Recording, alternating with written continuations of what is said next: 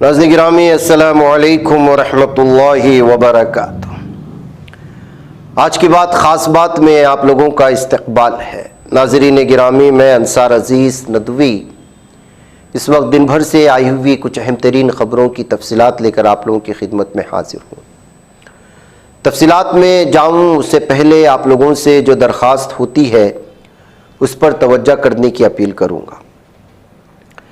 आइए पहली खबर की जानिब बढ़ते। सबरीमाला भगवान अयप्पा मंदिर से सोना चोरी करने के मामले में एक अहम पेशरफ सामने आई। खुसूसी तहकीकाती टीम ने जुमा के रोज़ तवील पूछगछ के बाद मंदिर के चीफ पुजारी कंदरार राजवारों को गिरफ्तार कर लिया है। ये गिरफ्तारी उस हाई प्रोफाइल केस में अहम समझी जा रही है जिसने पवित्र पहाड़ी मंदिर से सोने की गुमशुदगी के इल्ज़ामात के बाद रियासत भर में शदीद तवज्जो हासिल की है। कांग्रेस सदर मल्लिकार्जुन खड़गे ने वज़ीर-ए-आज़म नरेंद्र मोदी पर शदीद तनकीद करते हुए इल्ज़ाम आयद किया है कि उनकी क़यादत वाली हुकूमत ने हिंदुस्तान की खारिजा पॉलिसी, ख़ासतौर पर गैर वाबस्तगी और स्ट्रेटेजिक खुदमुख्तारी के उसूलों को गहरा नुकसान पहुँचाया है। जुमा को सोशल मीडिया प्लेटफॉर्म एक्स पर एक तफसीली पोस्ट में खड़गे ने कहा कि वज़ीर-ए-आज़म मोदी का यह दावा कि वो मुल्क को झुकने नहीं देंगे ज़मीनी हकीकत से बिल्कुल मुतसादिम साबित हो रहा है।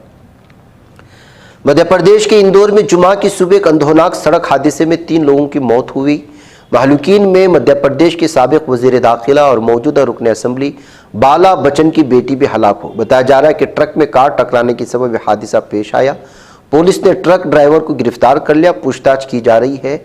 वाक़या तेजाजी नगर पुलिस स्टेशन हल्के का है और पुलिस ने मामले की तहकीकात शुरू कर दी है।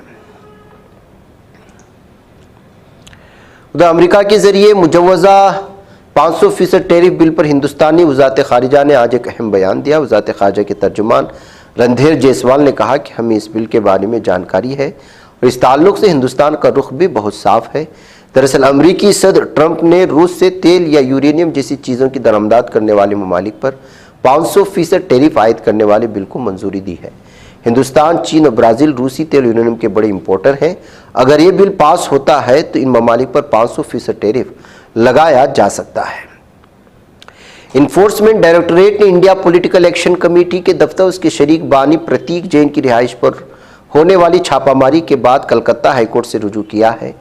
ईडी ने अदालत में मौक़िफ़ इख्तियार किया कि जांच के दौरान दानिस्ता तौर पर ऐसी कार्रवाइयाँ की गई जिनसे तफ्तीशी अमल मुतासिर हुआ और सरकारी काम में रुकावट पैदा हुई। एजेंसी ने मामले की संगीनी को देखते हुए सीबीआई जांच की इजाज़त मांगी और फौरी समाअत की दरख्वास्त भी दी है।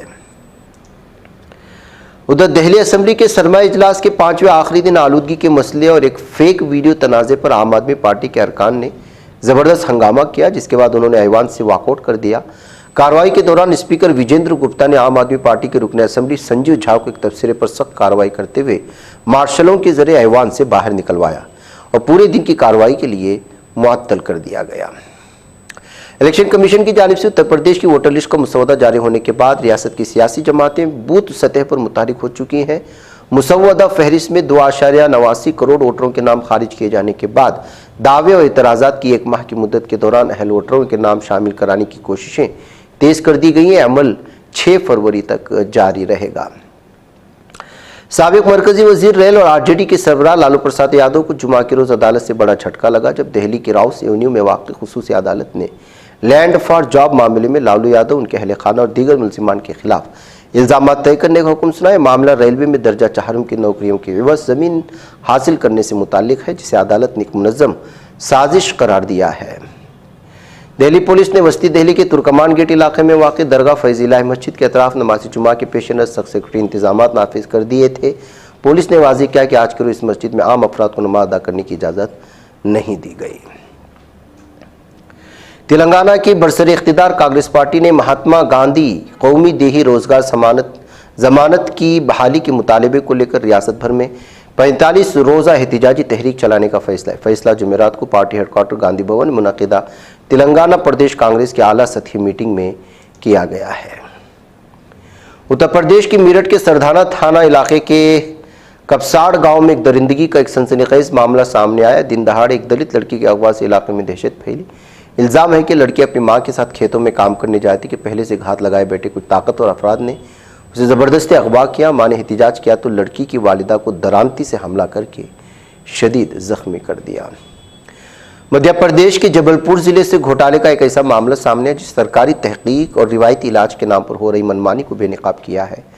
पंचगवैया गाय से हासिल होने वाली 5 चीज़ों का मजमुआ, जिसमें दूध, दही, घी, गाय का पेशाब और गाय का गोबर शामिल है, से टीबी और दीगर संगीन बीमारियों के इलाज के दावे के साथ Nanaji Deshmukh veterinary science university में करोड़ों रुपए के घोटाले का इंकिशाफ किया है। वेनेजुएला के कायम मकाम सदर डेल्सी रोड्रिग्स ने अमेरिकी सदर डोनाल्ड ट्रंप पर शदीद हमला किया है। उसने ट्रंप पर तवानाई के लालच का इल्ज़ाम लगाया, मंशियात की स्मगलिंग, इंसानी हुकूक की खिलाफ वर्जियों के उनके दावों को गलत करार दिया। इल्ज़ामात उनके पेश रोसद निकोलस मादुरो के दौर में लगाए गए थे। रूस और यूक्रेन के दरमियान जारी जंग एक बार फिर खतरनाक मोड़ पर पहुंचती हुई दिखाई दे रही है। रूस ने दावा किया कि उसने यूक्रेन के मगरबी हिस्से में अपनी नई हाइपरसोनिक मिसाइल ओरशेनिक से हमला किया है। ये इलाका यूरोपीय यूनियन और नेटो की सरहद के बेहद करीब है, जिससे पूरे यूरोप की सिक्योरिटी से मुतालिक नए अंदेशे पैदा हो चुके हैं। अमेरिकी ऐवान नुमाइंदगान ने एक जामे फंडिंग बिल की मंजूरी दे दी, जिसके तहत चीन से मुतालिक सलामती, तिजारत और टेक्नोलॉजी के शोबों में सख्त पाबंदियां नाफिज की जाएंगी। इस कानून का मकसद अमरीकी बरामदात पर कंट्रोल को मजबूत बनाना, तिजारती कवानीन पर सख्ती से अमल कराना, सरकारी सतह पर हसास टेक्नोलॉजी की खरीदारी पर कदगन लगाना और चीन के साथ ताउन को महदूद करना है। उधर गाजा की पट्टी में जुमेरात की फज्र से शहदा की तादाद बढ़कर 14 हो चुकी है, जिनमें 5 मासूम बच्चे भी शामिल हैं। ये सब काबिज सेहनी दरिंदों की जंगी तैयारों की जानिब से गाजा के मुख्तलिफ इलाकों पर की गई शदीद फिजाई बमबारी का नतीजा है। उधर मकबूजा फ़िलिस्तीन अंदरून के इलाके में गुज़श्ता शब और आज जुमा के फजर के वक्त काबिज जालिम सेहनी दरिंदों की फायरिंग से 2 फ़िलिस्तीनी शहीद हो गए, जिनमें एक को काबिज इसराइल के फ़ौजी ने गोली मारकर कत्ल किया, जबकि दूसरे को काबिज जालिम सेहनी दरिंदों की पुलिस ने निशाना बनाया था और शहीद किया था। इधर इस्लामी तहरीक मज़ाहमत हमास ने कहा कि गाजा की पट्टी के मुख्तलिफ इलाकों पर काबिज जालिम सेहनी दुश्मन रियासत की मुसलसल बमबारी और 24 घंटों से भी कम वक्त में 8 फ़िलिस्तीनियों की शहादत, जिनमें अक्सरियत बच्चों की है, एक संगीन मुजरिमाना इश्तिआल अंगेज़ी है।